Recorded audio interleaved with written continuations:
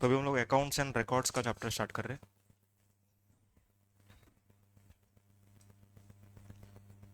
Okay, chapter से सितंबर 2024 exam में inter के 10 मार्क को आया था, 10 मार्क।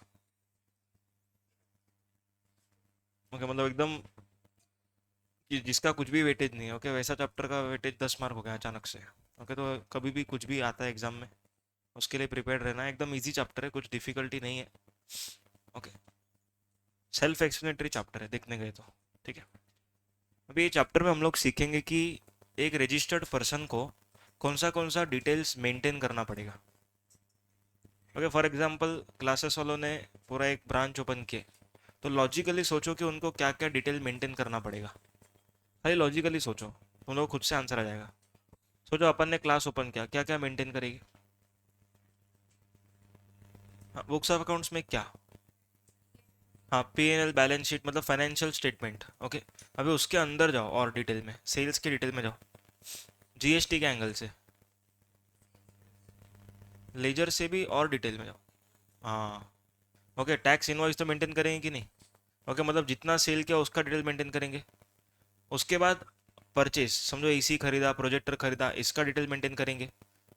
ओके, उसके बाद अगर समझो हम लोग के पास नोट्स का स्टॉक है, तो कितना स्टॉक है हमारे पास, वो तो मालूम होना चाहिए। पता चला कि स्टूडेंट खाली 20 है और स्टॉक में गुड्स पड़ा हुआ है, समझो 20 लोग को देना है, लेकिन स्टॉक में खाली 2 ही बुक है, तो बाकी का बुक कैश में दिया रहेगा, या तो मतलब कैश में खरीदा और दे दिया।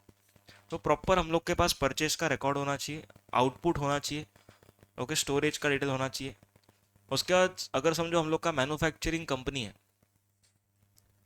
तो हम लोग ने रॉ मटेरियल खरीदा और फिनिश गुड्स बनाया, उसके बीच में क्या रहता है? प्रोसेसिंग रहता है। समझो आप लोगों ने रॉ मटेरियल परचेज किया 100 क्वांटिटी और आउटपुट निकला 80, तो 20 का क्या हुआ? वेस्टेज। ओके, नॉर्मल लॉस हुआ रहेगा, एबनॉर्मल लॉस हुआ रहेगा, उसका भी रिकॉर्ड मेंटेन करना पड़ेगा। ओके, मतलब जो भी चीज़ें हम लोग कर रहे हैं उन सब का रिकॉर्ड क्या करना है? मेंटेन करना है। ठीक है, तो यहाँ पर क्या लिखा देखो, accounts and records of CGST act, of CGST act. मेरे आ रही है? अच्छा,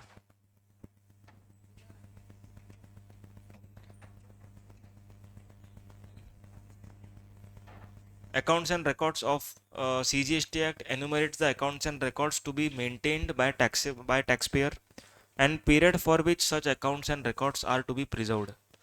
मतलब कि जो अकाउंट्स एंड रिकॉर्ड्स गवर्नमेंट हम लोग को मेंटेन करने बोलता है, मेंटेन करने, वो एक स्पेसिफिक टाइम तक ही मेंटेन करने बोलेगा। ओके, ऐसा नहीं कि जिंदगी भर मेंटेन करो। ओके, अभी समझो 20 साल पुराना रिकॉर्ड आज के तारीख पे हम लोग क्यों मेंटेन करें? कोई ज़रूरत नहीं मेंटेन करने का। तो हर एक लॉ में एक टाइम पीरियड रहता है, जो उस टाइम पीरियड तक ही क्या करना पड़ता है? अकाउंट्स एंड रिकॉर्ड्स मेंटेन करना पड़ता है। ओके, तो जीएसटी में भी ऐसे एक टाइम लिमिट है। ओके, 6 साल का टाइम लिमिट है, तुम लोग पढ़ेंगे। ओके, उसके बाद the compliance verification is done by department through scrutiny of returns, audit और इन्वेस्टिगेशन। मतलब इसका ये है कि अगर समझो क्लासेस ने कुछ रिकॉर्ड मेंटेन किया रहेगा, तो ही गवर्नमेंट चेक कर सकती है कि ये सही मेंटेन किया है कि नहीं। समझ में आ रहा है पॉइंट? देखो, फॉर एग्जांपल क्लासेस ने रिकॉर्ड ही मेंटेन नहीं किया। ओके, एग्जांपल कोई रिकॉर्ड ही मेंटेन नहीं किया, जीरो रिकॉर्ड्स। मतलब कितने स्टूडेंट है ये भी नहीं मालूम, कितने लोगों ने एडमिशन कंफर्म किया ये भी नहीं मालूम, कितने लोगों ने पेमेंट दिया ये भी नहीं मालूम, कितने लोगों को बिल इशू किया ये भी नहीं मालूम, कुछ भी नहीं मालूम। तो ऑफिसर क्या ग्राउंड पे आपका लायबिलिटी निकालेगा? उसके पास कोई ग्राउंड ही नहीं है।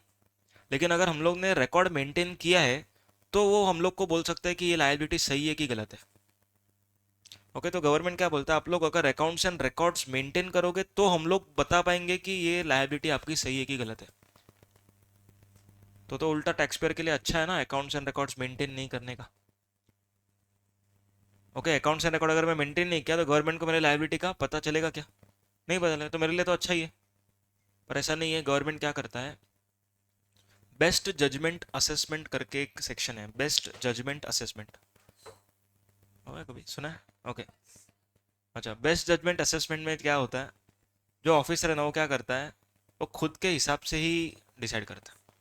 उसको बोलते हैं बेस्ट जजमेंट। बेस्ट जजमेंट मतलब कि खुद के हिसाब से उसको जो लग रहा है वो, पर एकदम रैंडम भी नहीं, हाँ, एकदम रैंडम भी नहीं। कैसे वो लोग ढूंढेंगे देखो। फॉर एग्जाम्पल ये क्लास में वो लोग आए चेकिंग करने को, कोई रिकॉर्ड्स नहीं है इनके पास, तो इनका लायबिलिटी निकालना है। तो लायबिलिटी कैसे निकालेंगे, समझो कि ये तीनों तीन रूम है इधर बराबर। तीन रूम का ऑक्यूपेंसी 30 30 30 100। ओके, एक दिन में समझो 8 घंटे ऑक्यूपेंसी है। ओके, 8 घंटे लेक्चर होता है समझो। ओके, तो इंटर का बैच एक महीने में कितना कंप्लीट होगा, समझो एक ही रूम में हो रहा है 8 घंटे, समझो 700 घंटे का सिलेबस है, तो 700 डिवाइड बाय 8, इतना दिन लगेगा। ओके, तो कितने लोग बैठ सकते हैं, मतलब उस हिसाब से वो लोग क्या करते हैं, कैलकुलेशन करेंगे। समझ में आया पॉइंट। तो वो लोग क्या करते हैं, एक एक क्या बोलते हैं, प्रॉपर एनालिसिस से कैलकुलेशन करते हैं। ऐसा नहीं कि कुछ भी बोलेंगे, ऐसा नहीं कि पूरे ग्राउंड में जितने लोग बैठ सकते हैं उतने लोग का लायबिलिटी निकाल के डाल देंगे क्लास के ऊपर, नहीं। वो लोग क्या करेंगे, रीजनेबल बेसिस पे बेस्ट जजमेंट करेंगे। रीजनेबल बेसिस पे बेस्ट जजमेंट, समझ में, रीजनेबल बेसिस पे बेस्ट जजमेंट। तो उसको हम लोग बोलते हैं बेस्ट जजमेंट असेसमेंट। तो ऑफिसर क्या कर सकता है, बेस्ट जजमेंट कर सकता है। उसके बाद तुम लोगों ने रेड मूवी देखा है, रेड मूवी। ओके, एक बेसिकली ऑफिसर आता, स्पेशल 26 देखा है एटलीस्ट, स्पेशल 26, ठीक है। तो जो भी कोई मूवी है, ओके, रेड एंड स्पेशल 26 जिन लोगों ने भी देखा है, उसमें देखा रहेगा कि वो लोग क्या करते हैं, आपके घर पे आते हैं और चेकिंग करते हैं। ओके, आपके प्रीमाइसेस में जाके चेकिंग करते हैं। तो वो उधर चेक क्या करते हैं, आपका स्टॉक चेक नहीं, आपका बुक्स ऑफ अकाउंट चेक करते हैं। तो books of accounts plays very important role, क्योंकि उधर से ही आपका लायबिलिटी डिटरमाइन होना शुरू होगा। Okay, books of accounts become the base.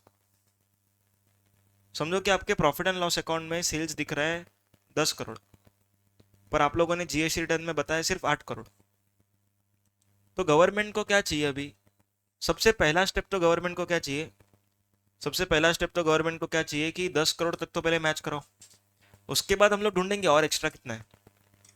Okay, first step क्या रहेगा, आप लोग कितने से मैच करवाओ। हाँ, पहले 8 करोड़ का आपका सेल जीएसटी में गया है, पहले 10 करोड़ तक तो बताओ।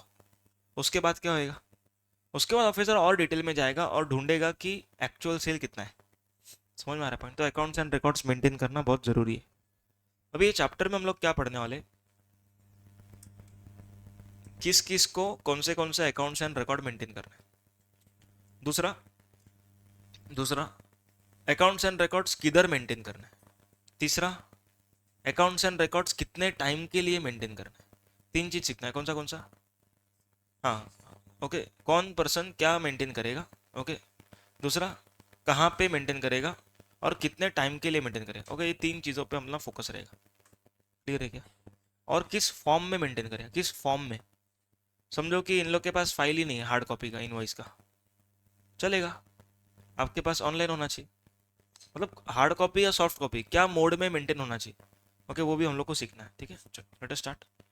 What to maintain as regards to books of accounts, मतलब कि ये जो हम लोग पढ़ रहे हैं ना, ये बहुत जनरल है। यहाँ पर जो पढ़ रही है क्या है, बहुत ही जनरल है, मतलब ये एकदम लेमैन लैंग्वेज में। लेकिन आगे आगे जैसे जैसे देखेंगे ना, एजेंट है, मैन्युफैक्चरर है, वेयर हाउस ऑपरेटर है, ओके, तो बाकी लोग वर्क्स कॉन्ट्रैक्ट वाले हैं, ऐसे अलग अलग लोग हैं, ठीक है ना। चलो, अभी रिकॉर्ड्स यहाँ पर लिखा हुआ है, क्या क्या रिकॉर्ड्स मेंटेन करना है। Okay, input, process, storage and output.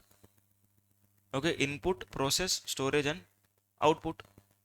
इसका मतलब क्या, रॉ मटेरियल खरीदा एग्जाम्पल, उसका प्रोसेसिंग किया, ओके, फिर आउटपुट बना, उसको बेचा। ओके, इनपुट मतलब inward supplies and ITC availed. Process मतलब जितना प्रोडक्शन में हम लोगों ने माल दिया, ओके, कितना गुड्स निकला, ये आउटपुट हो गया। कितना गुड्स आपके पास अभी स्टॉक में है। कंप्यूटर के लैंग्वेज में समझो, हम लोग यहाँ से समझो माइक का इनपुट दिया, तो उधर आउटपुट मिल रहा है, तो इनपुट आउटपुट हो गया। लेक्चर इधर रिकॉर्ड होके स्टोर होएगा, स्टोरेज। प्रोसेसिंग भी होता है, ओके, ये ओबीएस से रिकॉर्ड होता है, उसके बाद आपका प्रोसेसिंग होता है इसका। ओके, जो भी अपलोडिंग करते हैं हम लोग, तो प्रोसेसिंग होता है वो। तो इनपुट, ओके, उसके बाद प्रोसेस, स्टोरेज एंड आउटपुट। तो ये चारों चीज़ क्या करना है, मेंटेन करना है। समझ में आ रहा है पॉइंट? हाँ, इसको मेंटेन करना। अभी क्या क्या मेंटेन करना है देखो। इनवर्ड सप्लाई का डिटेल, मतलब इसके अंदर इनवॉइस वगैरह रहेगा। आईटीसी अवेल्ड, अगर जितना भी आईटीसी क्लेम किया वो क्या बेसिस पे क्लेम किया, सेल्फ इनवॉइस वगैरह वगैरह, तो वो सब होना चाहिए। उसके बाद प्रोसेस। ओके, प्रोसेस, प्रोसेस में क्या मेंटेन करेंगे? ओके, प्रोडक्शन डिटेल्स, मतलब हम लोगों ने कितना रॉ मटेरियल से कितना फिनिश गुड्स बनाया। उसके बाद स्टोरेज, कितना स्टॉक पड़ा है आपके पास। एंड आउटपुट, मतलब क्या सेल किया और कितना जीएसटी उस पर भरना है आपको। क्लियर है? ये चार चीज़ें मेंटेन। अभी आगे रिकॉर्ड्स लिखा है एज पर रूल नंबर 56। देखो अभी थोड़ा सा डिटेल में जाएंगे। ये ऊपर ऊपर से था। सेक्शन क्या बोलता है, हमेशा ऊपर ऊपर से बात करता है। ओके, डिटेल में बात नहीं करता। ओके, ऊपर ऊपर से बात करके छोड़ देता है। और बाद में बोलता है कि and any other records as per rules. तो अभी रूल्स के हिसाब से क्या रिकॉर्ड है देखो। Import and export of goods और सर्विसेज, मतलब हम लोगों ने, क्योंकि हम लोगों ने क्या गुड्स इंपोर्ट किया या तो क्या सर्विस इंपोर्ट किया। इंपोर्ट ऑफ गुड्स क्यों रेलेवेंट है, why it is necessary to maintain import of goods details? हाँ,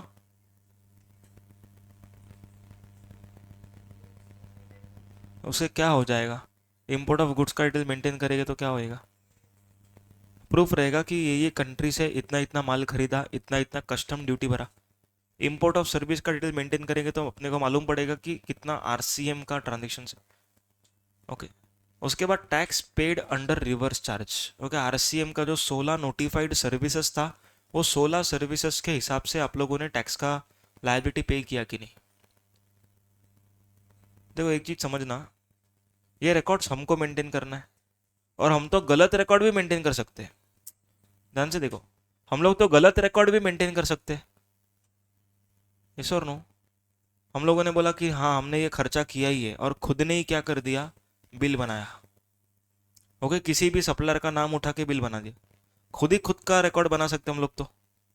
इसीलिए accounts and records are audited by CA और सीएमए, जो भी है। स्टैट्यूट ऑडिट तो सीए करेगा और टैक्स ऑडिट भी सीए करेगा। ओके, जीएसटी में सीएमए का सर्टिफिकेशन वगैरह लगता है। ओके, तो सीए जो ऑडिट करता है ना, वो क्यों करता है कि जो अकाउंट्स एंड रिकॉर्ड्स बनाया है ना, they are true and correct. Okay, उसका रीजनेबल अश्योरेंस देता है। क्या देता है?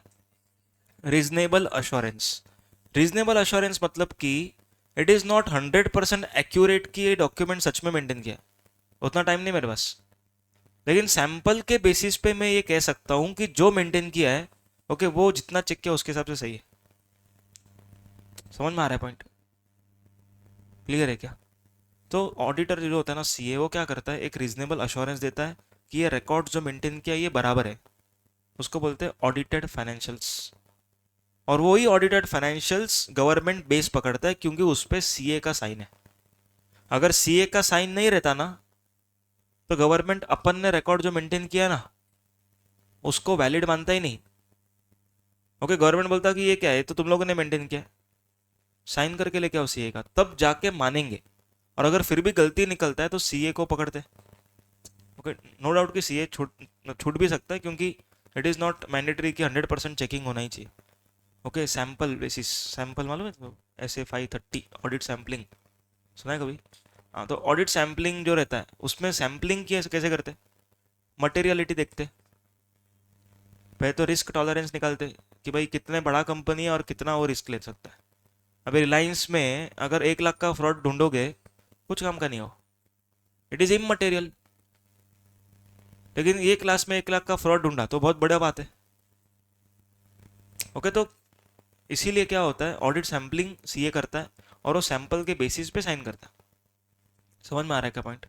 तो इस तरीके से तुम लोग को ना दो सब्जेक्ट को इंटरलिंक करके पढ़ना है। ओके, ऑडिट और ये अकाउंट्स रिकॉर्ड्स दोनों को साथ में मिला के पढ़ना है। आ रहा है क्या समझ में? ओके, उसके बाद advance received and adjusted register. Advance received मतलब पैसा जो एडवांस में मिलता है, कितना एडवांस मिला, क्यों जानना है गवर्नमेंट को एडवांस मिला? हाँ बोलो। काम बाकी रहेगा लेकिन एडवांस मिला है, ये जानना ही क्यों है? क्या करेगी गवर्नमेंट जान के एडवांस मिला? Come on. एडवांस रिसीव्ड पे टैक्स लगता है सर्विस के केस में। Time of supply, I R whichever is earlier, S R whichever is earlier. R मतलब एडवांस।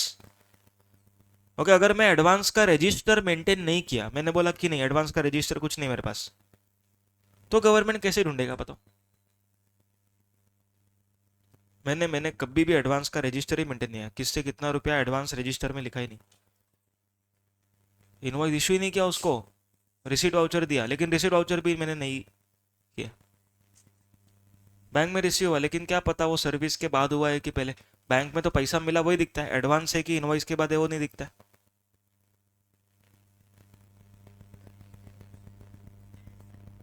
नहीं।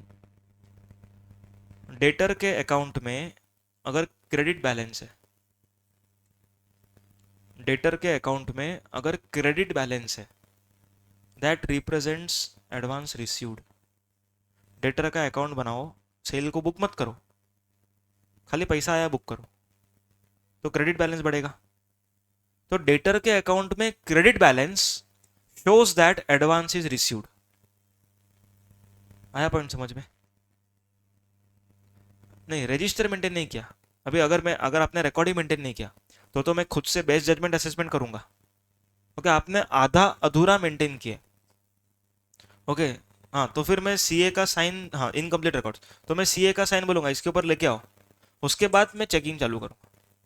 तो unless the books of accounts are audited, okay, government कभी भी हाथ नहीं डालता बीच में। इसीलिए अगर देखोगे तो एनुअल रिटर्न का जो डेट है ना, ड्यू डेट, इट इज 31 दिसंबर। क्योंकि 31 दिसंबर तक पूरी दुनिया का पिछले साल का पूरा ऑडिट खत्म हो गया रहेगा। ध्यान से देखो डेट्स को कैसे ये लोगों ने बनाया। Okay, 31 December is the audit, अपना GSTR 990 का डेट। क्योंकि 31 December is such a date कि उस दिन पर पूरे दुनिया का अकाउंट्स रिकॉर्ड सब कुछ खत्म क्लोज हो गया रहेगा पिछले साल का। तो अभी हम लोग इसको हाथ लगा सकते, उसके बीच में नहीं बोला। अगर इसका डेट 30 अक्टूबर होता, तो जिनको ट्रांसफर प्राइसिंग एप्लीकेबल है 30 नवंबर वाले, वो तो छूट जाते। तो सबके लिए कॉमन डेट बनाने का है, इसलिए 31 December is the annual return date. समझ में आया क्या पॉइंट? हर जगह पे आईटीसी लेने का डेट 30 नवंबर, क्रेडिट नोट का डेट 30 नवंबर। ओके, GSTR 1 को रेक्टिफाई करने का 30 नवंबर, हर जगह पे 30 नवंबर। 30 नवंबर क्यों है? क्योंकि वो लास्ट डेट है रिटर्न्स फाइल करने वालों का। ओके, नवंबर इज लास्ट, उसके बाद किसी को ITR अलाउड ही नहीं है। समझ में आ रहा है पॉइंट्स? ओके, उसके बाद एडजस्टेड रजिस्टर। एडजस्टेड मतलब एडवांस मिला, उसके सामने बिल बनाया तो एडजस्ट किया। ओके, एडवांस मिलता है अपने को, उसके सामने हम क्या बनाते हैं? बिल। तो बिल बनाना मतलब एडजस्ट करना, तो एडजस्ट किया तो फिर उसको बोलते हैं एडजस्टेड रजिस्टर। उसके बाद बोलते हैं commodity wise stock details. Commodity wise stock details, commodity wise. Commodity wise मतलब, हाँ मतलब समझो हमारे पास प्रिंटर है, तो कौन सा प्रिंटर कितना है। ओके, एग्जैक्ट नाम के साथ चाहिए अपने को। तो कमोडिटी वाइज स्टॉक डिटेल्स, उसमें भी क्या चाहिए देखो, opening balance, okay, receipt, issue, goods lost, stolen, destroyed, मतलब सब कुछ। ओके, वो मटेरियल आया से लेकर के गया, उसके बीच में क्या क्या हुआ, सब कुछ। ओके, आया, उसके बाद डिस्ट्रॉय हो गया, या तो फ्री सैंपल दिया, या तो राइट ऑफ किया, क्या किया आपने मटेरियल का, वो पूरा पूरा उसको जानना है। क्लियर है क्या? उसके बाद details of tax payable, tax collected, tax paid, ITC claimed, सब कुछ। ओके, मतलब each and everything. Okay, ITC कितना था, कितना लिया, देखो कितना था और कितना लिया ये भी। मतलब मोटर व्हीकल का ITC था पर लिया नहीं, दोनों मेंटेन करना है। कितना ITC छोड़ दिया वो भी बताओ। ओके, कितना ITC छोड़ दिया वो भी आपको बताना पड़ेगा। आया समझ में? उसके बाद name and address of supplier recipient, मतलब सेल रजिस्टर, परचेज रजिस्टर का बात हो रहा है। उसके बाद complete address of premises where the goods have been stored, मतलब गुड्स आप लोगों ने किधर रखा है। ओके, उसका डिटेल्स भी होना चाहिए, गुड्स आपने किधर रखा है उसका डिटेल भी होना चाहिए। उसके बाद register of tax invoice, credit note, debit note, delivery challan, और इशूड और रिसीव्ड ड्यूरिंग एनी पीरियड। हाँ 7 पॉइंट बोलते हैं कि किधर किधर स्टोर किया हो बताओ। ओके मतलब समझो अभी यहाँ पर दादर में ब्रांच है, चरनी रोड में ब्रांच है, तो अकाउंट्स एंड रिकॉर्ड्स आप लोगों ने किधर स्टोर किया? Complete address where the goods have been stored, goods accounts record सब कुछ। अभी समझो विजय सेल्स है, उसका गोडाउन है, देखो गोडाउन वेयर हाउस, ये भी प्लेस ऑफ बिजनेस है। ओके तो गुड्स किधर स्टोर किया? अभी समझो लेक्चर इधर हो रहा है लेकिन नोट स्टोर किया दूसरी जगह पे, अकाउंट्स रिकॉर्ड स्टोर किया तीसरी जगह पे, तो उन दोनों का डिटेल भी मेंटेन करो। ओके जिधर जिधर गुड्स आपने रखा है ना उसका पूरा डिटेल चाहिए। समझ में आ रहा है पॉइंट? उसके बाद यहाँ पर एक पॉइंट है important, composition scheme person not to maintain following two details, commodity wise stock detail and tax detail. Okay important mark करो इसको, इसको क्या लिखा है देखो, कंपोजिशन पर्सन को दो डिटेल को मेंटेन करने का जरूरत नहीं है, stock details and tax details. हाँ आउटसाइड इंडिया भी हाँ हो सकता है, हो सकता है। हाँ गोडाउन को भी प्लेस ऑफ बिजनेस मानेंगे, इंडिया में होके इंडिया के बाद।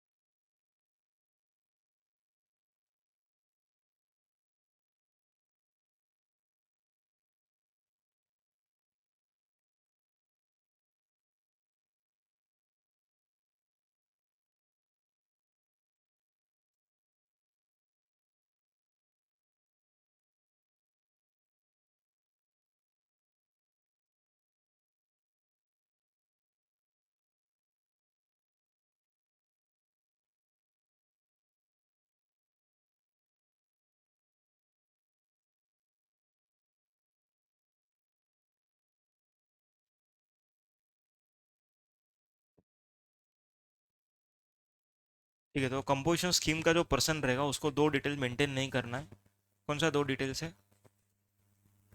Commodity wise stock details and दूसरा टैक्स का डिटेल्स। इसको मेंटेन क्यों नहीं करना है? क्योंकि देखो इसको आईटीसी मिलता नहीं है एक तो, ओके आईटीसी मिलने नहीं वाला है, और टैक्स इसको 18% पे भरना भी नहीं है, ओके इसको 1% पे भरने का, 5% पे भरना, तो ठीक है। हाँ उसको ज़्यादा कोई डिटेल मेंटेन नहीं करना, क्योंकि गवर्नमेंट क्या बोलता है, हाँ उसको इनवॉइस अपना बिल ऑफ सप्लाई का डिटेल मेंटेन करना है, बिल ऑफ सप्लाई आरसीएम में अगर खरीदी करेगा तो उसका डिटेल मेंटेन करना है। ओके कर सकता है लेकिन अभी उसका छोटा टर्नओवर है, गवर्नमेंट क्या सोचता है कि बड़े लोगों को पकड़ना ज़्यादा जरूरी है, ओके छोटे मोटे चोरी करते रहेंगे ठीक है, कितने लोग को पकड़ते बैठेंगे, ऐसे में तो बड़े छूट जाएंगे। ओके तो गवर्नमेंट ना एक एक रेंज लेके चलता है कि इतने लोग तो छूट ही जाएंगे। हाँ तो नॉर्मल लोग तो ऐसे छोटे मोटे लोग तो छूटने ही वाले, ओके गवर्नमेंट को मालूम नहीं है वो क्या, हाँ नॉर्मल लॉस ही, हाँ नॉर्मल लॉस है वो। जैसे ऑडिट सैम्पलिंग में अपने को मालूम है कि अपन 1000 सैंपल चेक करेंगे तो दो में तो मिस्टेक होएगा, ओके तो वो चीज़ नॉर्मल है हाँ। हम्म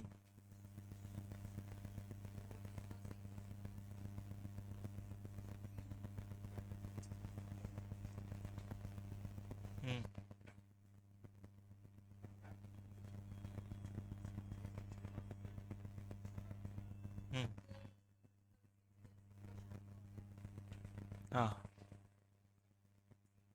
हाँ हाँ, भरना पड़ता है। नहीं, रजिस्ट्रेशन नहीं है क्योंकि टर्नओवर 20 लाख से कम है। अभी वो लोग क्या करते हैं, आधे से ज़्यादा पैसा तो कैश में लेते हैं। कंपोजिशन में हाँ ले सकते हैं पान टपरी वाले, क्योंकि टोबैको वगैरह जो है ना मैन्युफैक्चर को ब्लॉक था।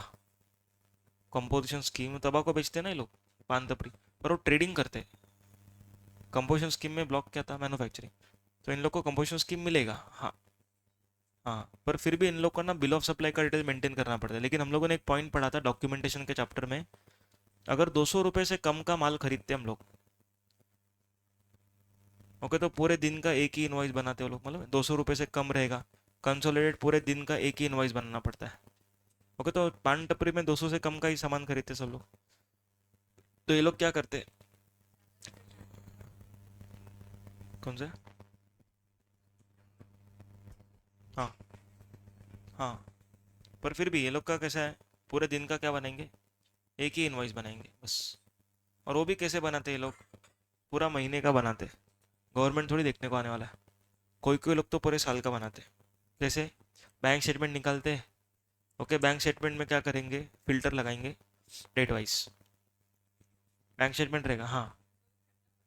सीए रखता है वो लोग, ये लोग कुछ नहीं रखेंगे, सीए रखता है। नहीं नहीं, पूरे दिन में मतलब हर ट्रांजेक्शन का बात हो रहा है।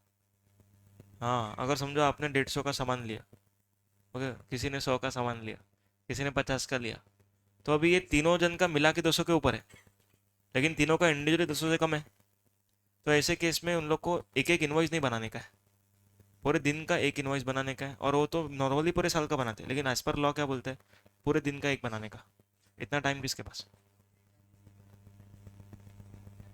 नहीं नहीं, देखो ये सब चीज़ें जो है ना रजिस्टर्ड पर्सन को मेंटेन करना है। किसको मेंटेन करना है? रजिस्टर्ड पर्सन को। अगर टैक्स पेयर को, टैक्स पेयर कौन है, रजिस्टर्ड। अनरजिस्टर्ड को क्यों मेंटेन करना है कुछ भी, unregistered will not maintain anything. ठीक है, यहाँ तक हुआ। नेक्स्ट, कहाँ पे मेंटेन करना है, यहाँ पर देखो where to maintain. Okay, where to maintain में लिखा है लोगों ने, principal place of business and additional place of business. Okay, principal place of business पे मेंटेन करना है, और कहाँ पे करना है, okay, additional place of business पे। प्रिंसिपल मतलब हेड ऑफिस, एडिशनल मतलब ब्रांच, दोनों पे मेंटेन करना है। सेम रिकॉर्ड दोनों पे मेंटेन करना है। समझ में आएगा पॉइंट? देखो अभी कभी कभार क्या होता है ना, रिस्क रहता है, रिस्क। जैसे फॉर एग्जांपल रिलायंस का books of accounts head office पे है तो ठीक है, लेकिन एक छोटा मोटा ब्रांच है उधर भी ये लोगों ने फाइनेंशियल रख दिया, चलो ठीक है, रिलायंस को तो रखना ही पड़ेगा as per company law, as per company law रखना पड़ेगा, लेकिन छोटा मोटा कंपनी है, अभी विजय सेल्स है बराबर, उसका हेड ऑफिस है समझो सीएसटी में, ओके, और इन लोग का ब्रांचेस है समझो पूरे मुंबई में, ठीक है। तो हर ब्रांच पे थोड़ी ना ये लोग रिकॉर्ड रखते बैठेंगे। तो ये लोग क्या कर सकते हैं, ऑफिसर को रिक्वेस्ट कर सकते हैं कि हम लोग को हर जगह पे डिटेल मेंटेन नहीं करना है, खाली प्रिंसिपल प्लेस पे करेंगे, क्योंकि इट इज़ कॉन्फिडेंशियल डेटा। हम लोग क्यों हर ब्रांच पे बताएंगे कि ये देखो पूरे विजय सेल का इतना सेल है। समझ में आ रहा है पॉइंट? हर ब्रांच को जानने का क्या ज़रूरत है, तुम तुम्हारा ब्रांच का जानो ना, यस और नो।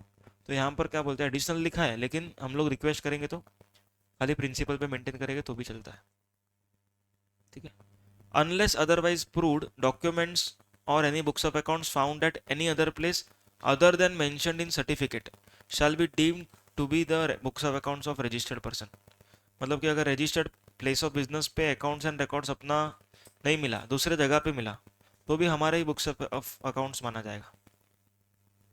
ओके, मतलब एग्जांपल समझो शेष एडुकेयर एंड राज क्लासेस, समझो इन दोनों का टाई अप है, ओके, तो फिर क्या होएगा, समझो रिकॉर्ड उधर मिला शेष एडुकेयर का, तो भी वो शेष एडुकेयर का ही माना जाएगा। समझ में आ पॉइंट? भले दूसरी जगह पे मेंटेन किया। भाई कभी कभी क्या होता है, हम लोग को डर लगता है कि इधर कोई आ जाएगा, तो हम लोगों ने क्या किया, रिकॉर्ड उधर रख दिया, मेंटेन कर रहे हैं पर दूसरी जगह पे कर रहे हैं, फिर भी वो अपना ही रिकॉर्ड माना जाएगा। क्लियर है क्या? नहीं, हम लोग ही मेंटेन करें, लेकिन उनके उधर एक हम लोगों ने सेपरेट लॉकर लिया हो तो उसमें रखते हैं, और उनके उधर समझो कुछ मालूम पड़ गया, तो उधर हाँ उधर रेड वगैरह पड़ा, तो उधर से नाम निकला है शेष एडुकेयर का, तो फिर वो इधर आ जाएंगे, तो हम लोग का ही रिकॉर्ड है वो फिर तो। समझ में आया? ओके। अभी accounts to be maintain by specific person, okay, specific person को कुछ मेंटेन करना पड़ता है, वो यहाँ पर है। कौन कौन स्पेसिफिक लोग हैं देखो, एजेंट है, मैन्युफैक्चरर है, वेयर हाउस ऑपरेटर है, नीचे भी हैं ये works contractor, clearing forwarding agent से दुनिया भर के। देखो इसमें ना खाली लॉजिक से सोचना है बस, और कुछ नहीं, लॉजिक से सोचने का। एजेंट को क्या रिकॉर्ड मेंटेन करना पड़ रहा? ओके, एजेंट को क्या रिकॉर्ड मेंटेन करना पड़ता होगा, सुनो। पहली बात तो वो प्रिंसिपल ने उसको ऑथोराइज किया है।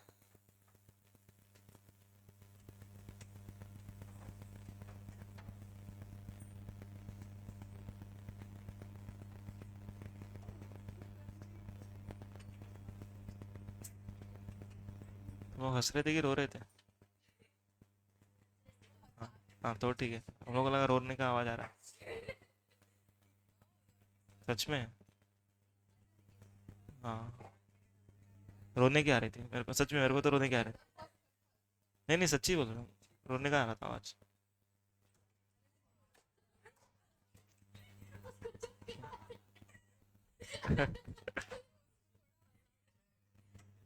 इधर रहती तो ऐसे हंस लेती।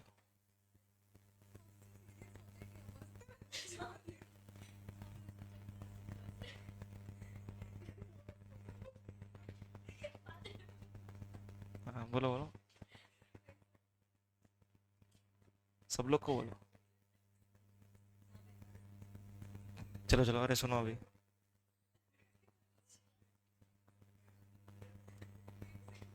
चलो सुनो, अभी एजेंट को क्या रिकॉर्ड मेंटेन करना है, देखो। Authorisation reissued by agent from each principal to receive और सप्लाई गुड्स, मतलब कि जो ऑथोराइज्ड एजेंट है, ओके, उसको सच में ऑथोराइजेशन मिला है करके उसको बताना पड़ेगा कि he is appointed as an agent to sell goods on behalf of some principal. तो ऐसा एक ऑथोराइजेशन बताना पड़ेगा टू रिसीव और सप्लाई, ओके। गुड्स को खरीदने का ऑथोराइजेशन है, या तो गुड्स को बेचने का ऑथोराइजेशन है, ओके। जो भी ऑथोराइजेशन रहेगा वो क्या करना पड़ेगा, उसको मेंटेन करना पड़ेगा। उसके बाद description, value and quantity of goods received और सप्लाइड, ओके। कितना गुड्स रिसीव किया या फिर कितना गुड्स बेचा, उसका डिटेल क्या करना पड़ेगा, मेंटेन करना पड़ेगा, okay. Description of goods received and supplied, कितना गुड्स आया प्रिंसिपल से, कितना गुड्स मैंने सप्लाई किया, ओके। तो ये रिकॉर्ड क्या करना पड़ेगा, मेंटेन करना पड़ेगा। समझा? आगे, details of accounts furnished to every principal, okay. मतलब कि हम लोग क्या करते, कमीशन हम लोग को कट करना है, एजेंट हम लोग, तो हम लोग को कमीशन का कैलकुलेशन कैसे होएगा, जितना गुड्स मैंने बेचा उसका सम परसेंटेज। तो गुड्स बेचा मालूम कैसे पड़ेगा, ओके। हम लोग अकाउंट्स एक मेंटेन, लेजर मेंटेन करेंगे ना, प्रिंसिपल का लेजर, ओके। तो हम लोग को इतना इतना गुड्स आया था, इतना इतना बेचा, तो जितना जितना बेचा मल्टीप्लाइड बाय सर्टन परसेंटेज, इतना बनता है कमीशन। तो इसको हम लोग क्या बोलते हैं, accounts furnish to every principal. तो जितना भी हम लोगों ने क्या किया रहेगा, अकाउंट्स दिया रहेगा सामने वाले को, वो रिकॉर्ड बताओ कितना कितना आप लोगों ने सेल किया। उसके बाद लिखते हैं लोग, टैक्स पेड ऑन रिसीट्स और ऑन सप्लाई ऑफ गुड्स और services effected on behalf of every principal. देखो, टैक्स पेड ऑन रिसीट्स और ऑन सप्लाई ऑफ गुड्स,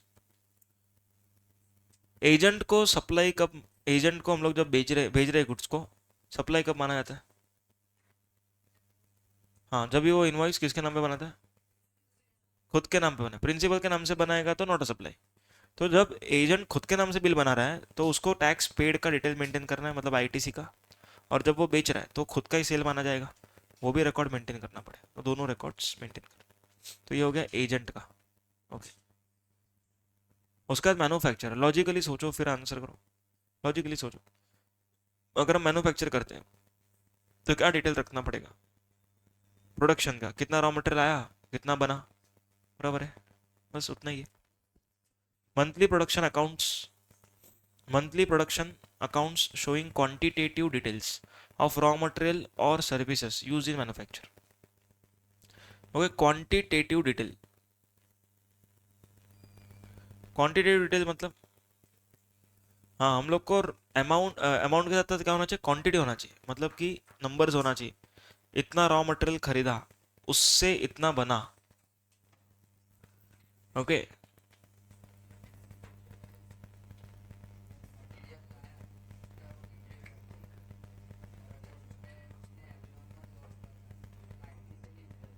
हाँ,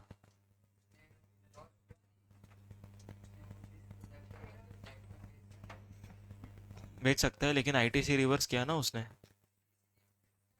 हाँ, नहीं ब्लैक में बेचेगा, देखो उसने खरीदी किया, सप्लायर से बिल तो पूरे अमाउंट का आया। ओके, समझो 1 लाख का बिल आया। ओके, 18,000 का जीएसटी लग के आया। ओके, आपने इसमें से खाली 60,000 का गुड्स बनाया। ओके, और इसको बेचा 80 में, और ये पूरा प्रॉपर बताया। बाकी का आपने 40,000 से गुड्स बनाया। ओके, 60,000 का, और इसको आपने टैक्स बताया ही नहीं। तो पहली बात तो गवर्नमेंट ने आपको 40,000 के ऊपर आईटीसी दिया ही नहीं। ओके, और ये आपने बेच दिया। ठीक है, तो गवर्नमेंट को फिलहाल तो मालूम नहीं पड़ा कि आपने टैक्स नहीं भरा, लेकिन जब भी मालूम पड़ेगा तभी आपको इसके ऊपर टैक्स भी भरना पड़ेगा, और इसका आईटीसी गया वो गया है। समझा पॉइंट? तो इसका आईटीसी तो गया, लेकिन इसका जीएसटी भरना पड़ेगा जब मालूम पड़ेगा तब। ओके, तो समझो फॉर एग्जांपल 10 क्वांटिटी खरीद के हमने 8 क्वांटिटी मैन्युफैक्चर किया। ओके, तो हम लोग को 10 क्वांटिटी लाया, उसका डिटेल भी मेंटेन करना है, और उससे हम लोग का दो बन गया, सॉरी 10 बन गया, दो छूट मतलब क्या बोलते हैं उसको, नॉर्मल लॉस हो गया, वो भी मेंटेन करना पड़ेगा। Okay, and quantitative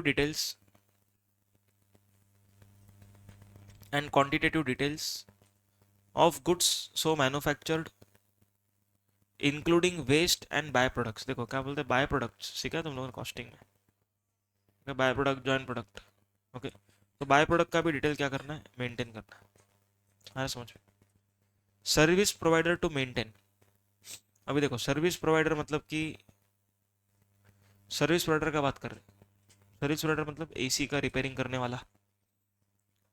okay, accounts showing quantitative details of goods used in provision of service. समझो कि सलून है। ओके, सलून है। ओके, तो कितना पाउडर खरीदा, कितना जेल खरीदा, कितना फेशियल खरीदा। ओके, वो सब डिटेल मेंटेन करना, मतलब कि goods used in provision of services. Okay, कितना गुड्स वापरा टू प्रोवाइड दिस सर्विसेज। उसके बाद लिखा है details of input services utilised and service supplied. मतलब कितना सर्विस लेके कितना सप्लाई ऑफ सर्विस किया, मतलब समझो लुकवेल सलून सुना है, लुकवेल सबने सुना? तो नहीं सुना? हाँ, तुम लोगों ने खुद से नहीं सुना? नहीं पता था? किधर है लुकवेल इधर आजू बाजू। ठीक है, तुम लोग जावेद हबीब वाले हो। सुनो सुनो, जावेद हबीब मालूम है? जावेद हबीब तो मालूम है? हाँ ठीक है, ये नहीं मालूम तो फिर कुछ नहीं कर। क्या मालूम है? ठीक है, सुनो सुनो। अभी समझो इन लोगों ने क्या किया, एक प्रोफेशनल हेयर ड्रेसर को हायर किया। ओके, और किसी सेलिब्रिटी का प्रॉपरली ग्रूमिंग किया। तो यहाँ पर इन लोगों ने क्या किया, इनपुट सर्विस लिया किसी प्रोफेशनल का, और फिर सर्विस प्रोवाइड किया। तो क्या सर्विस लेके क्या सर्विस दिया, वो भी डिटेल मेंटेन करना। ओके, हम लोगों ने इनपुट सर्विस लिया और उससे हम लोगों ने सर्विस प्रोवाइड किया, तो ये डिटेल भी मेंटेन करना पड़ेगा। ओके, तो इसका डिटेल हो गया। उसके बाद clearing forwarding agent. Clearing forwarding agent कौन रहता है, बेसिकली वो हम लोग का गुड्स हैंडल करता है। ओके, फॉर एग्जांपल हम लोग का गुड्स इंपोर्ट होने वाला है, उसको हम लोगों ने बोला कि सब डॉक्यूमेंट मेंटेन करो, और उधर से फिर आप किसी और को भेज दो। समझो हम लोग का कस्टमर है, हम लोग के इधर नहीं लेके आ रहे, हम लोग इंपोर्ट करते हैं, एक अलग से वेयर हाउस में रखते हैं, और फिर बाद में क्या करते हैं, हम लोग किसी दूसरे पर्सन को सेल करते हैं। तो maintain true and correct records in respect of goods handled by him on behalf of such registered person. Okay, मतलब हमारे बिहाफ पे उसने कितना गुड्स लाया, कितना गुड्स बेचा, उसका डिटेल मेंटेन करना पड़ेगा। And shall produce the details thereof as and when required by officer. Okay, officer जब भी मांगेगा तब देने को होना चाहिए। क्लियर है क्या? उसके बाद वर्क्स कॉन्ट्रैक्ट। देखो वर्क्स कॉन्ट्रैक्ट थोड़ा स्पेशल है। ओके, वर्क्स कॉन्ट्रैक्ट थोड़ा सा अलग है। अलग इन द सेंस, इसमें ना डिटेल थोड़ा अलग मेंटेन होता है। समझो कि एयरपोर्ट कंस्ट्रक्ट कर रहे हैं, बराबर है। चलो सबसे पहले मेरे को बताओ, एयरपोर्ट अगर हम लोग कंस्ट्रक्ट कर रहे हैं, इसमें बिलिंग का जो बेसिस है वो क्या होना चाहिए? हाँ बोलो, बिलिंग का बेसिस क्या होगा, हमने सीखा है।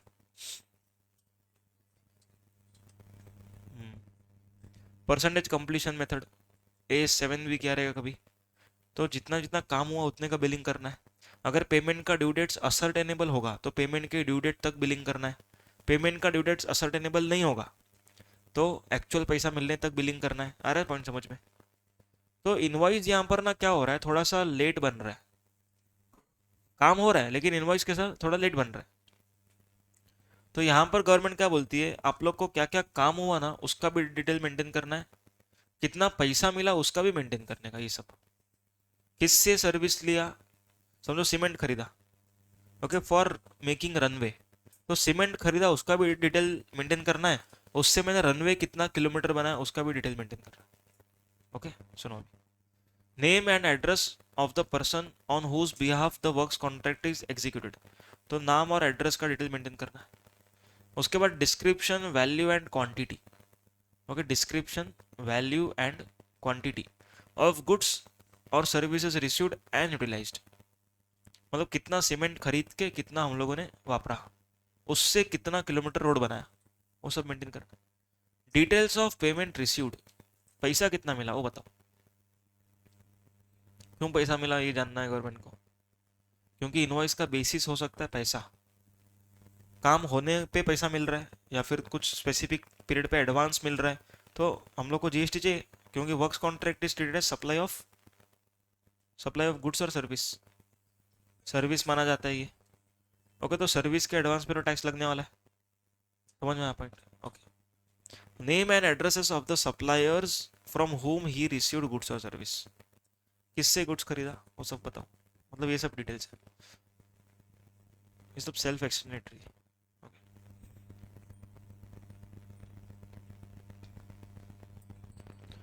ठीक है, अभी सुनो, मिलेगा वो, रिवाइज मिलेगा। ओके, सुनो। ओनर और operator of warehouse, whether registered और नॉट, देखो ये इंपॉर्टेंट, इसमें एक इंपॉर्टेंट वर्ड है, ये जो बॉक्स बना है ना उसमें इंपॉर्टेंट वर्ड है एक, ओनर और operator of warehouse and transporter, बाद में क्या लिखा है, वेदर और नॉट रजिस्टर्ड। अब तक हम लोगों ने देखा कि रजिस्टर्ड पर्सन को डिटेल मेंटेन करना। अभी हम लोग क्या देख रहे हैं, अगर ये बंदे अनरजिस्टर्ड भी रहेंगे ना तो भी मेंटेन करना है। Very important point. हाँ, क्या बोलते हैं, किसके बारे में बात कर रहे हैं इस बार, ट्रांसपोर्टर के बारे में या तो वेयर हाउस ऑपरेटर के बारे में, ट्रांसपोर्टर या तो वेयर हाउस ऑपरेटर के बारे में, इन दोनों के बारे में। अगर समझो कि मेरा वेयर हाउस कीपर अनरजिस्टर्ड है, मैं रजिस्टर्ड है, मेरे पास फ्रॉड का गुड्स है, क्या है मेरे पास, फ्रॉड का गुड्स है जिसके ऊपर टैक्स नहीं भरा है। गवर्नमेंट का जो ऑफिसर है ना उसको न्यूज़ पता चल गया वो मेरे पास आने वाला है, तो मैं क्या करूँगा, मेरे वेयर हाउस कीपर को दे दूंगा, बोलूंगा कि ये ले भाई तेरे पास रख दे, इसका इनवॉइस नहीं मेरे पास आएगा तो मैं क्या जवाब दूंगा, रख दे तेरे पास। अभी गवर्नमेंट को मेरे इधर से कुछ भी नहीं मिला, पर गवर्नमेंट को इतना मालूम पड़ गया कि मैंने वेयर हाउस में रखा है। पर वेयर हाउस के पास जाता है ना ऑफिसर, तो ऑफिसर को वेयर हाउस वाला बोलता है मैं तो रजिस्टर्ड नहीं है, गवर्नमेंट ने मुझसे कोई रिकॉर्ड्स एक्सपेक्ट नहीं किया है। पर गवर्नमेंट को वो ऐसा रिप्लाई नहीं दे सकता, क्यों, क्योंकि उसको रजिस्टर्ड या अनरजिस्टर्ड वाला प्रोविजन एप्लीकेबल नहीं है। वो वेयर हाउस कीपर है तो उसको रिकॉर्ड मेंटेन करना ही पड़ेगा, चाहे वो रजिस्टर्ड हो या अनरजिस्टर्ड हो, क्योंकि रजिस्टर्ड लोग अनरजिस्टर्ड वेयर हाउस में फिर गुड्स छुपाना शुरू कर देंगे, अनरजिस्टर्ड ट्रांसपोर्टर से बेचना शुरू कर देंगे। तो गवर्नमेंट क्या बोलता है, ये लोग चाहे कौन हो, अनरजिस्टर्ड हो, क्या करना पड़ेगा, रिकॉर्ड मेंटेन करना पड़ेगा। समझ में आ रहा है पॉइंट? बोलो। ओके, क्या क्या डिटेल देखो, transporter to maintain records of goods transported, delivered and stored. Okay, कितना गुड्स आप लोगों ने क्या किया, ट्रांसपोर्ट किया, कितना गुड्स पहुंचाया, ओके, और कितना आपने ट्रांजिट में स्टोर किया। मतलब समझो कि हम लोग यहाँ से केरला तक जा रहे हैं, ओके। बीच में समझो ट्रक वगैरह खराब हुआ है, या तो फिर समझो 2-4 दिन कहीं पर और प्रोसेसिंग करने के बाद लेके जाना है, ओके। समझो यहाँ से शर्ट पीस लेके गए, ओके, एक दिन रुकने बोला है और फिर शर्ट पीस बना के, शर्ट बना के फिर क्या करना है, निकलना है। तो इन ट्रांजिट है गुड्स, तो कितने गुड्स ट्रांजिट में है वो भी पता होना चाहिए, ओके। ऐसा नहीं कि खाली कितना आया कितना गया, उतना नहीं। आया, ओके, कितना ट्रांसपोर्ट किया, कितना पहुंच गया, और कितना क्या है ट्रांजिट में पड़ा है, वो सबका डिटेल मेंटेन करना। along with GST number of consignor and consignee, मतलब कि किसका है ये गुड्स, ओके, किसको जा रहा है, उसका नाम, उसका GST नंबर मेंटेन करना, ओके। उसके बाद ओनर और ऑपरेटर ऑफ वेयर हाउस और godown shall maintain books of accounts with respect to period for which particular goods remain in warehouse, including particulars relating to dispatch, movement, receipt, disposal। मतलब ware house वाले को क्या maintain करना है, देखो कितने time के लिए वो गुड्स वेयर हाउस में थे, ओके, कभी गए, कभी आए, कभी उसको कोई पर्सन लेके गया, मतलब सब कुछ। समझो वेयर हाउस में खराब हो गए तो डिस्पोज करना पड़ेगा, तो फिर कितना गुड डिस्पोज किया आपने, वो सब। तो आया, ओके, कोई लेके गया वो भी डिटेल, आया वेस्ट हो गया वो भी डिटेल, ओके, आया लेके गया वापस से छोड़ के गया वो भी डिटेल, सब कुछ मेंटेन करना। shall store the goods in such a manner that they can be identified item wise and owner wise, item wise and owner wise। मतलब ऐसा नहीं बोल सकता कि ये देखो वेयर हाउस है, ढूंढ लो जिसका गुड्स चाहिए, ऐसा नहीं, ओके। किस तरीके से उसको रखना पड़ेगा रिकॉर्ड्स को, हाँ, आइटम वाइज रखना है उसको गुड्स को। मतलब कि ये एरिया में इस पर्सन का गुड्स है और उसके अंदर भी ये वाला कैटेगरी इधर है, ये कैटेगरी इधर, ये कैटेगरी इधर, वेयर हाउस के अंदर। समझ में आया? फॉर एग्जाम्पल शेख एडुकेर, ओके, समझो कि उन लोग का वेयर हाउस है, ओके, उन लोगों ने वेयर हाउस पूरा बनाया है, ओके, वेयर हाउस कीपर को बोला सब नोट्स दे रखने का। अभी उसने समझा ऐसा रहेगा, कॉस्टिंग, आईडीटी, डीटी, एफआर, ऐसा पूरा मेंटेन, कुछ भी कर दिया, नहीं चलेगा, ओके।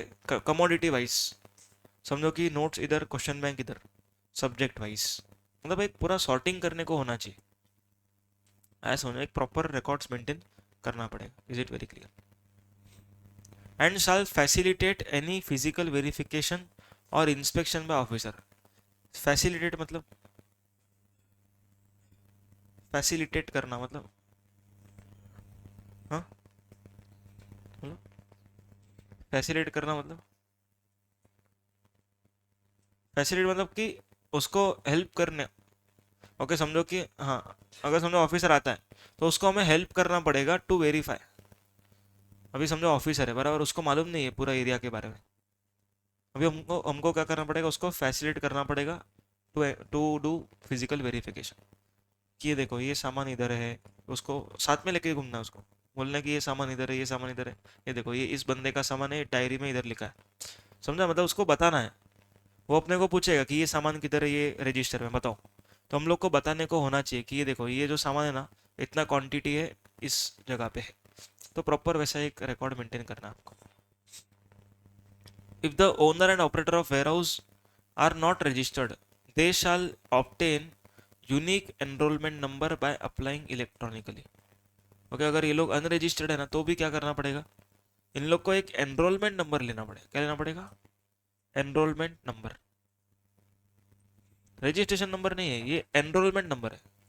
मतलब गवर्नमेंट आपको इस नंबर से जानता है, ओके। तो ये चीज़ ध्यान में रखना है। समझो आपका क्लाइंट है, अनरजिस्टर्ड है, ट्रांसपोर्टर है, उसके पास क्या होना चाहिए? एनरोलमेंट नंबर होना चाहिए, ओके। बस लास्ट कुछ पार्ट है, manner of maintenance, okay. Manner of maintenance मतलब क्या, देखो किस तरीके से रिकॉर्ड रखना है, ओके। Electronic form authenticated by DSC. देखो अपना इनवॉइस रहता है ना, उस पर डिजिटल सिग्नेचर रहता है, कभी देखा डीएससी, देखा डिजिटल सिग्नेचर, देखा साइन डॉक्यूमेंट देखे तुम लोग लॉ में, देखा तो किधर देखा? डीएसी से साइन किया हुआ डॉक्यूमेंट दिखाएगा क्या? साइन किया हुआ डॉक्यूमेंट दिखाएगा। डीएसी तो पेन ड्राइव रहता है। हाँ हाँ हाँ, देखो बराबर, डिजिटली साइंड बाय ऐसा लिखा रहता है। उस पर इधर क्या आता है? हाँ, वो तो वेरीफाइड है, देखो एक बता दो।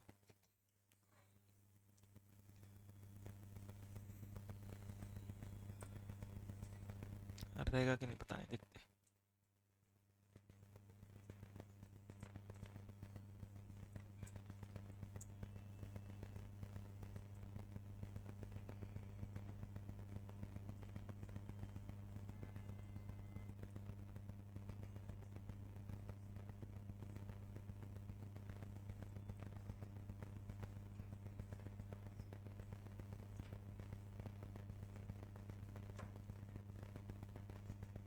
ये देखो,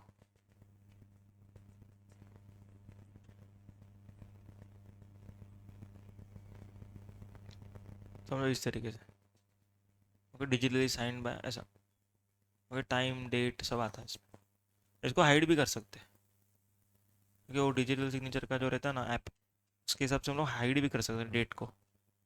ओके, सिस्टम का डेट पकड़ता है, मतलब अगर हम लोग को बैक डेट साइन करना होता है ना, तो क्या करने का, सिस्टम में जाके डेट को चेंज करने का, फिर साइन करना, तो रहता है बैक डेट साइन। ओके, समझना पॉइंट? क्या क्या? इसमें थोड़ी रहता है, इसमें नाम ही आता है, इसमें सीए नहीं लिखा था, क्योंकि वो लोग मेरे को पैन कार्ड के नाम जानते ना। पैन कार्ड पे जब तक सीए नहीं लिखा है, उसमें उसमें ही नहीं रहेगा। पैन कार्ड पे जो नाम है बस वही। कैसे लिख सकते? सीए तो खाली डेजिग्नेशन है ना। अभी आप हार्ड वर्किंग हो तो हार्ड वर्किंग थोड़ी लिखेंगे। तो बस ऐसा है।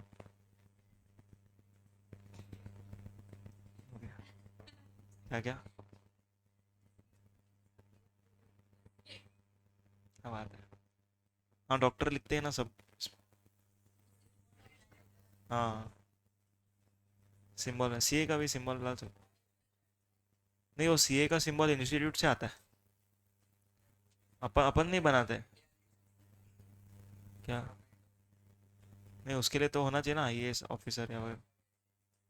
नहीं नहीं, ऐसे नहीं, ऐसे अलाउड नहीं है। हाँ, गाँव साइड में सब चल। उधर कौन है? वो आईसीआई का जो स्टिकर है ना कार पे लगाने का, वो इंस्टीट्यूट से आता है अपने को, सीए बनने के बाद। हाँ, एक ही में। उसके बाद खुद बना सकते हैं, इंस्टीट्यूट से खुद से आता है एक। हाँ, पर पता नहीं, मेरे को नहीं आया था। मेरा एक दोस्त को आया था, मेरे को नहीं आया। उनको कैसे पता मेरे पास कार नहीं है? वो तो भेजना चाहिए। ठीक है। Hello hello. हो गया? पहुँच गए? अच्छा, देखो आगे क्या लिखा है इसमें, डीएसी हो गया। उसके बाद accounts shall be maintained at all place of business. Okay, सब जगह पे मेंटेन करना है। नॉट टू बी इरेज्ड और ओवर रिटन। ओवर राइट नहीं करना है, मतलब ऐसा समझो 50 लिखा है, ओके इसको ऐसा कट करके 500, ओके ऐसा कुछ नहीं करना है। ओवर राइट इसको बोलते हैं, ओवर राइट करना। तो ओवर राइट नहीं करना है अपने को। उसके बाद रिकॉर्ड्स में be maintained manually and each volume of books of accounts shall be serially numbered. Okay, very important, क्या होना चाहिए? सीरियली नंबर्ड होना चाहिए। देखो कैसा रहता है, मतलब प्रैक्टिकली, प्रैक्टिकली ना बड़े बड़े जो कंपनीज रहते हैं ना, उसमें कैसा रहता है, उसमें फाइल का ना नंबरिंग रहता है। अभी समझो ये फाइल है, ओके, ये बॉक्स फाइल है, बरोबर। अब ये बॉक्स फाइल का जो ये साइड है ना, फाइल ऐसा बंद है उसका। हाँ, ओके, यहाँ पर ना अपने को क्या करना है, सुनो सुनो। देखो यहाँ पर पंचिंग मशीन का वो जगह रहता है, ओके। यहाँ पर जो रहता है ना, इधर अपने को एक लेबल लगाना पड़ता है। ओके, इन लोग का ना एक लेबलिंग रहता है, समझो फॉर एग्जांपल जून 2025 का सब इनवॉइस है इसमें। ओके, तो जून 25, अभी जून 25 में समझो 4 फाइल लगने वाला है, तो जून 25 1, जून 25 टू, और इसमें चाहिए ना आपको तो डेट लिख सकते हैं, समझो 1 से लेकर के 10 जून तक के सब बिल इसके अंदर है। उसके बाद दूसरा सेम बना के 11 से लेकर के 20 तक इसके अंदर है। मतलब इस तरीके से भी इस तरीके से करना पड़ेगा आपको, नहीं तो क्या होएगा, आपको डॉक्यूमेंट ढूंढने में बहुत दिक्कत होएगा। आ रहेगा पॉइंट समझ में? देखो प्रैक्टिकली बताता हूँ, ध्यान से सुनना प्रैक्टिकली। अभी ना एक कंपनी था, ओके, उसमें ना SAP system, okay, SAP, SAP सुना है कभी?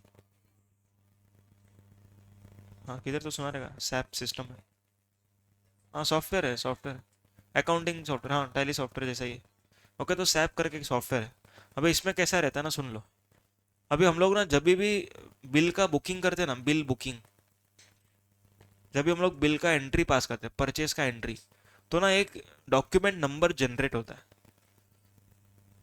देखो एक ध्यान से सुनो, सेल्स का जो सीरीज है ना, सीरीज 1 2 3 4 5 6, ये मेरे हाथ में है, लेकिन परचेस का सीरीज मेरे हाथ में नहीं है। हाँ वो किसी और का सीरीज है। सेल का सीरीज मेरे हाथ में है। समझो मैंने 1 सेल किया, 2 3 4, मैं तो सीक्वेंस में बनाऊंगा बिल तो, लेकिन खरीदी करूंगा तब थोड़ी सीक्वेंस में आएगा मेरे को। तो खरीदी का सीक्वेंस के लिए ना, जब भी SAP में बिल बुक करते हैं ना, तो एक यूनिक डॉक्यूमेंट जनरेट होता है। ओके, एक डॉक्यूमेंट जनरेट होता है, समझो 1 2 1 5 6 4, समझो ये डॉक्यूमेंट नंबर। अभी जैसे हम लोग अगला बिल बुक करेंगे ना, भले उसका नंबर कुछ भी रहेगा, लेकिन हम लोग का जो सीरियल नंबर है ना, 1 2 1 5 6 5, इस तरीके से बनेगा। पॉइंट समझ में आया क्या? क्लियर है पॉइंट? क्यों ऐसा सीक्वेंस मेंटेन होता है? क्योंकि परचेस का सीक्वेंस अपने हाथ में नहीं है, और हम लोग वेंडर वाइज फाइलिंग भी नहीं कर सकते, क्योंकि आज एक वेंडर से खरीदा, 10 दिन बाद दूसरे वेंडर से खरीदेंगे। तो मेंटेन कैसे किया जाता है, सैप में एक सिस्टम सिस्टम रहता है, जिसके थ्रू एक नंबर जनरेट होता है सीक्वेंस में। और फाइलिंग कौन से हिसाब से होता है मालूम है? इसके हिसाब से होता है। अभी ये फाइल के अंदर ना ये 1 to 10 नहीं लिखा रहेगा, 1 to 10 is also very difficult to identify. इधर लिखा रहेगा 1 2 1 5 6 4 टू 1 2 1 6 8 5, मतलब इस नंबर से लेके इस नंबर तक के सब इनवॉइस आपको इसके अंदर मिलेंगे। ओके, इसको लेबलिंग करना पड़ता है इधर। आया समझ में? उसके बाद क्या होता है, समझो कि 3 साल बाद ऑफिसर आया, ओके, ढूंढने को। ऑफिसर ने बोला कि ये पार्टी का बिल नंबर 115 का बिल मेरे को बताओ। अभी 115 के सामने टैगिंग कौन सा है, ये हम लोग ढूंढेंगे। ओके, वो टैगिंग फिर हम लोग देखेंगे कौन से फाइल में। वो कैसे मालूम पड़ेगा? बिल का मंथ मालूम है जून, समझो 115 ओपन किया तो हम लोग को डेट दिखेगा, तो हम लोग को तुरंत मालूम पड़ेगा कि अच्छा जून के फाइल नंबर 1 में मिलेगा। तो जून में जाएंगे, फाइल नंबर 1 में जाएंगे, वो बिल ढूंढेंगे। इसको बोलते हैं सॉर्टिंग। समझा किस तरीके से सॉर्टिंग होता है? क्लियर है पॉइंट? ऑडिटर भी इसका हेल्प लेता है। कैसे? ऑडिटर क्या करता है, सैंपल बेसिस पे निकालता है। अभी हम लोग को देता है सैंपल कि आप इसका इनवॉइस ढूंढ के दो। अभी ढूंढ के दो बोला तो एक साल में अगर 2000 इनवॉइस है, वो बोलता है कि यही 4 इनवॉइस चाहिए। फिर किधर ढूंढते बैठेंगे इतना? एक महीने में ही 200 इनवॉइस है, कितना टाइम लगेगा? कभी बोलेगा गुड्स का बिल दो, कभी बोलेगा सर्विस का दो, कभी बोलेगा कैपिटल एक्सपेंडिचर का दो, कभी बोलेगा कि रीइंबर्समेंट का दो। तो हम लोग को क्या करना पड़ेगा, इस तरीके से फाइलिंग करना पड़ेगा, तब जाके हम लोग उसको जो चाहिए वो डॉक्यूमेंट दे सकते हैं। Getting the point? अभी ध्यान से सुनो, प्रैक्टिकली और एक लेवल हाई है। सुनो ध्यान से, क्या लेवल है वो? SAP सिस्टम में ना एक मॉड्यूल आता है, MM मॉड्यूल करके। वो तुम लोग जब और बड़े होंगे तब सीखोगे। ओके, एक MM मॉड्यूल करके आता है। उसमें क्या रहता है, अभी समझो ये इनवॉइस है बराबर, मैं इसको रिकॉर्ड कर रहा हूँ, उसको रिकॉर्ड कर लिया मैंने। अभी ये इनवॉइस को मेरे को स्कैन करने का, और ये स्कैन्ड कॉपी फोटो वो मेरे को इस इनवॉइस के साथ टैग कर देने का। समझो मेरे पास आज 10 बिल आया बुकिंग के लिए, 10 बिल का मेरे पास PDF होना चाहिए। जैसे ही मैं एंट्री पास करूंगा ना, वो मेरे को बोलेगा अटैच PDF, मेरे को PDF अटैच करने का, देन ही एंट्री पोस्ट होगा। अब इससे क्या हो गया, ऑडिटर को चाहिए कि मेरे को सैंपल देखना है, रूम में जाने का जरूरत नहीं फाइल ढूंढने का, सीधा क्या करने का, एंट्री मारने के टाइम स्कैन करके डाला है ना, तुरंत उधर ही ओपन, ये रहा, ये डॉक्यूमेंट है, डन। ओके, ये सिस्टम भी है, ये सिस्टम भी है। समझा? टैली में ये सिस्टम नहीं है, किधर है ये सिस्टम? SAP में। इसीलिए SAP is famous then Tally. समझा? तो टैली सैप में तो दुनिया भर के फीचर्स है, कॉस्टिंग होता है उसमें, ओके, आपका कॉस्ट शीट बनता है, ओके, आपका पूरा बजट बनता है। टैली में सब कुछ नहीं है, तो भी बहुत बेसिक है। देखो टैली का भी बेसिक अपने को नहीं मालूम, देखने गए तो बेसिक भी नहीं मालूम है, एडवांस तो बहुत दूर का बात है। लेकिन जो लोग बहुत एडवांस लेवल पे काम करते हैं वो लोग ये कहते हैं कि एसएपी में काफ़ी ज़्यादा चीज़ें। ओके, तो एसएपी इज़ रिकमेंडेड ऑलवेज, बड़ा बड़ा कंपनी। तो जो भी एमएनसी रहता है ना वो सब एसएपी में काम करते हैं। समझ में पॉइंट? ये फीचर समझा किस तरीके से टैगिंग होता है, तो ऑडिट में इसी तरीके से ढूंढने को मिलता है। समझा पॉइंट? और ऑडिटर ऊपर से कैसे और ढूंढता है, समझो रेंट का खर्चा है बरोबर, तो रेंट का खर्चा है मतलब 12 महीने का रेंट होना चाहिए, तो रेंट के लेजर में 12 एंट्री होना ही चाहिए। टेली कम्युनिकेशन एक्सपेंडिचर 12 एंट्री उस लेजर में होना ही चाहिए। प्रिंटिंग स्टेशनरी 12 एंट्री नहीं रहेगा तो भी चलेगा। समझ में आ रहा है? मतलब कि उन लोग का कैसा रहता है ना, एक फिक्स क्राइटेरिया रहता है कि कोई कोई खर्चा जो है ना एवरी मंथ वाला खर्चा है, एवरी मंथ वाले खर्चे हर महीने होने ही चाहिए। उसके बाद वो लोग क्या चेक करते हैं, हर महीने में खर्चे में डिफरेंस कितना है। समझो एक महीने में मोबाइल का बिल 12,000 आया, अगली बार आया 38,000। अरे अचानक बढ़ गया, अचानक बढ़ गया, लेकिन उसके सामने एम्प्लॉय नहीं बढ़े, एम्प्लॉय उतने ही है पर खर्चा बढ़ गया। तो यहां पर मालूम पड़ता है कि कुछ तो गलत है, कुछ तो गड़बड़ है इधर। पर्सनल बिल पे कर रहा है कंपनी। समझ में आ रहा है? पर्सनल बिल एम्प्लॉय का कंपनी भर रहा है, ये मालूम पड़ता है। तो उस तरीके से ऑडिटर सोचता है। समझ में आया पॉइंट? क्लियर है क्या? तो प्रैक्टिकली ऑडिट में ये सब होता है। चलो आगे। Adequate backup shall be taken for electronic records. Okay, adequate backup shall be taken for electronic records. मतलब बैकअप होना चाहिए, ऐसा नहीं कि आप लोग बोलोगे मेंटेन तो किया था लेकिन लाइट गया तो मेरा डेटा उड़ गया, ये सब नहीं चलेगा। समझ में आया क्या? लाइट गया तो डेटा उड़ गया, ये सब चीज़ें नहीं होना चाहिए, ठीक है। उसके बाद audit trail shall be produced when proper officer demands. Okay, audit trail, trail कर दो इसको। Okay, TRAIL, audit trail shall be maintain. ठीक है, ठीक। क्या होता है ऑडिट ट्रेल बोलो, तुम लोगों ने लास्ट टाइम बोला था। हाँ, रिकॉर्ड स्टार्टिंग से लेके एंड तक। ओके, जो रिकॉर्ड है वो अपने को देने को होना चाहिए, ठीक है। तो ये पूरा हो गया। उसके बाद पीरियड ऑफ मेंटेनेंस, कितने टाइम तक मेंटेन करना है। इनकम टैक्स में कितने टाइम तक मेंटेन करना है बोलो?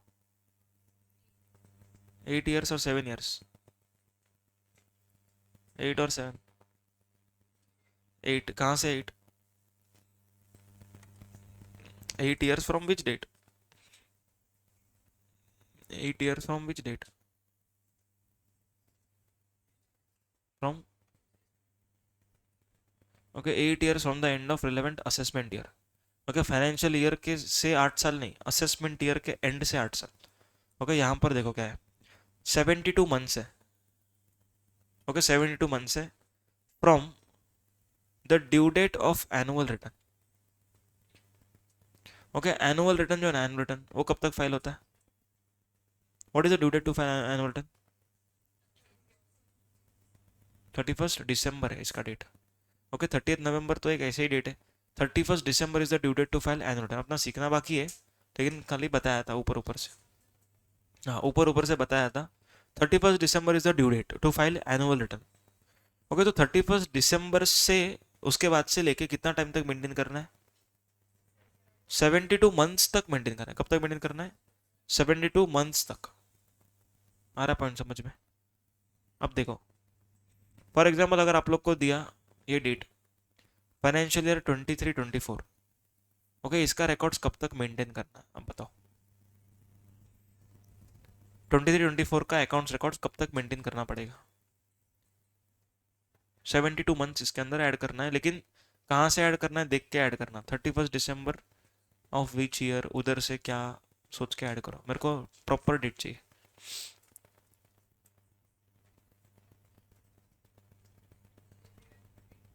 हाँ, 29? ये क्या? नहीं, मेरे को प्रॉपर डेट चाहिए। 31 दिसंबर 2029, 2031, ओके 30, ओके 6 years ही है इन शॉर्ट।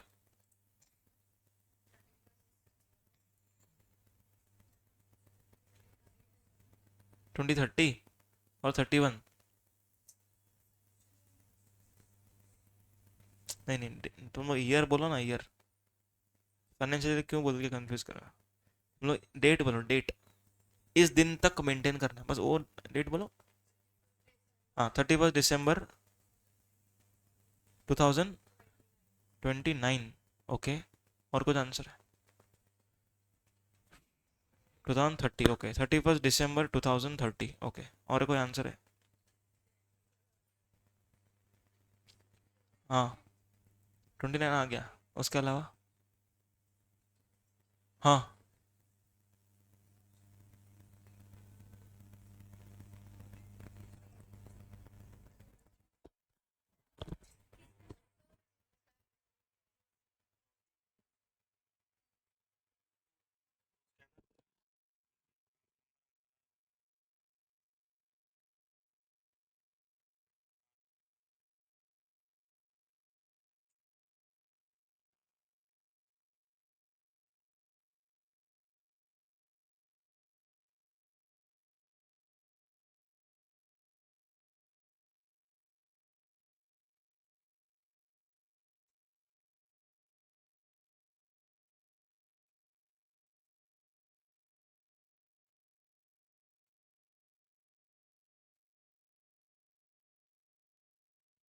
क्या इतना डेट निकलने को नहीं आ रहा है क्या?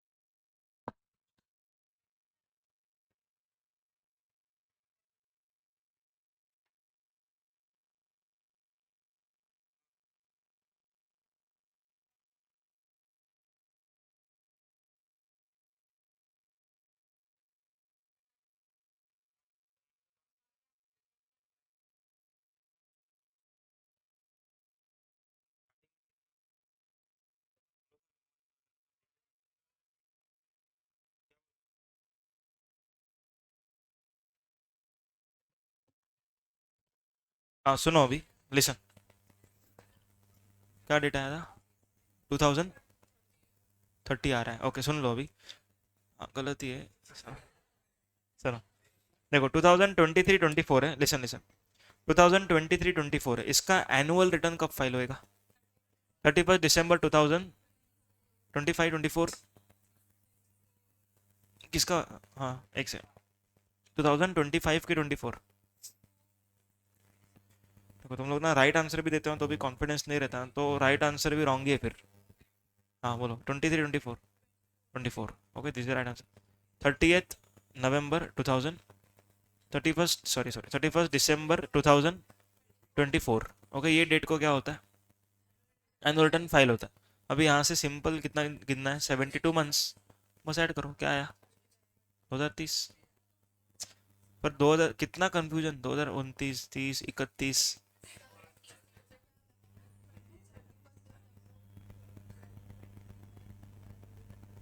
नहीं नहीं, देखो, एनुअल रिटर्न का ड्यू डेट समझ में आएगा कैसे रहता है। पूरा साल खत्म तो होने दो। 2024 खत्म कब होगा? मार्च 2024 में खत्म होगा। तो 31 दिसंबर 2024 is the due date to file annual return. Annual return से 72 मंथ्स मतलब 6 साल। तो 2024 से 6 साल मतलब क्या आएगा? 2030। आया समझ में? ओके।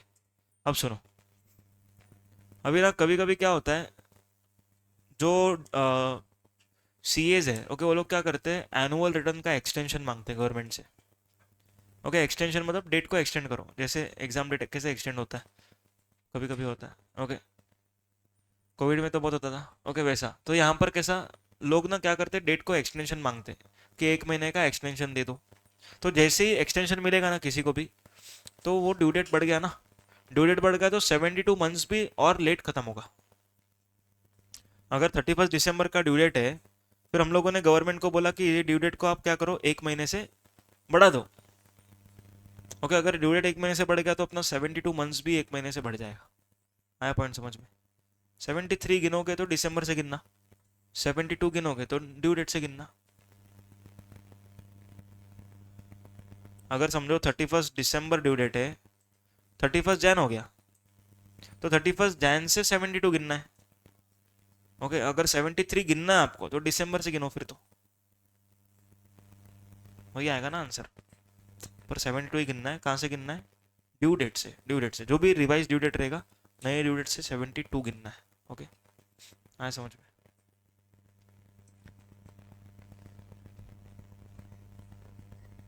चलो आगे सुनो। अगर समझो accounts are subject matter of appeal. Okay, subject matter of appeal मतलब कि आपके अगेंस्ट कुछ प्रोसीडिंग चालू है। ओके, 6th ईयर में कुछ प्रोसीडिंग्स चालू है कंटिन्यूएशन में।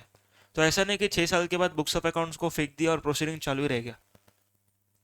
देखो ध्यान से सुनो, जीएसटी में समझो प्रोसीडिंग आपके अगेंस्ट चालू है। ओके, कंटिन्यूएशन में 72 मंथ चालू है, 72 मंथ्स चालू है। और आप लोग 72 मंथ्स होने के बाद आप लोग क्या करोगे, बुक्स ऑफ अकाउंट्स फेंक दोगे? तो नहीं चलेगा। गवर्नमेंट क्या बोलता है, आप लोग का जो है ना यहाँ पर प्रोसीडिंग चालू है, डिस्पोजल नहीं हुआ है केस आपका, तो क्या करना पड़ेगा, और मेंटेन करो इसको। जब तक केस खत्म नहीं होता ना तब तक मेंटेन करते रहो, और केस खत्म होने के बाद भी मेंटेन करना है। कितना, वो देखो यहाँ पर 72 मंथ्स फ्रॉम ड्यू डेट और 1 year after final disposal of proceeding. मतलब केस क्लोज होने को 10 साल लग गया, तो 10 साल के बाद 1 साल तक मेंटेन करना है। विच एवर इज अर्लियर नहीं है, क्या लिखा है, लेटर। जितना ज्यादा मेंटेन होगा उतना अच्छा है गवर्नमेंट के लिए, तो क्या बोल दिया यहाँ पर, लेटर। आया समझ में? क्लियर है क्या? पक्का? हाँ, आगे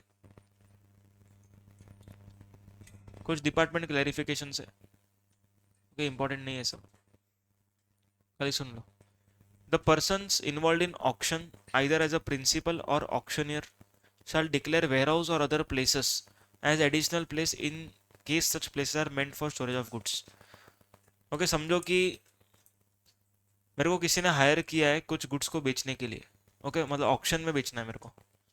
अभी ऑक्शन में बेचना है तो पहले मेरे पास गुड्स आएगा, तो मैं उसको किधर तो स्टोर करूंगा। तो मैं ऑक्शनियर हूँ, मतलब मैं ऑक्शन कंडक्ट कर रहा हूँ। तो जिधर जिधर मैंने गुड्स को स्टोर किया है ना, वो सब जगहों को मेरे को क्या बताना पड़ेगा? हाँ, place of business, that is additional place of business.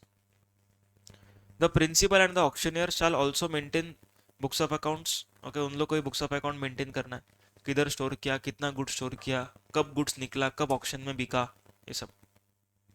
However it is clarified that books of accounts may be maintained at principal place if difficulties are face in maintaining books of accounts at additional place. मतलब कि अगर हर जगह पे आप लोग को record maintain करने में मुसीबत हो रहा है, बहुत मुश्किल हो रहा है, तो खाली एक जगह पे मेंटेन करेंगे तो भी चलेगा।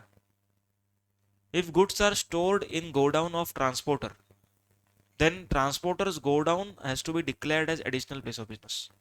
क्या मीनिंग है इसका? पढ़ के समझ के मेरे को समझाओ, क्या मीनिंग है इसका?